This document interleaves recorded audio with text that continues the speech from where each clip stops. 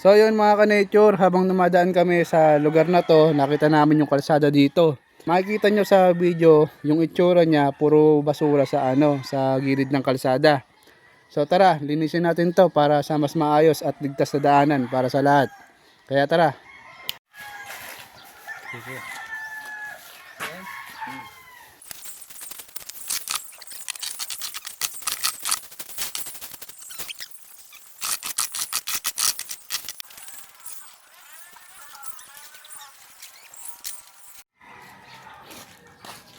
So yun, maraming salamat nga pala sa Inco Tools Philippines dahil binigyan niya kami ng gantong gamit para sa paglilinis natin.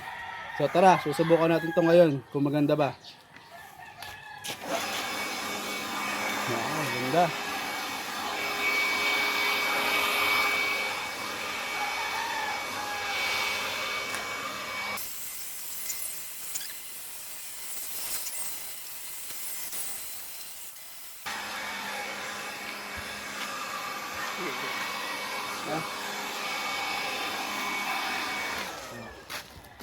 Diba?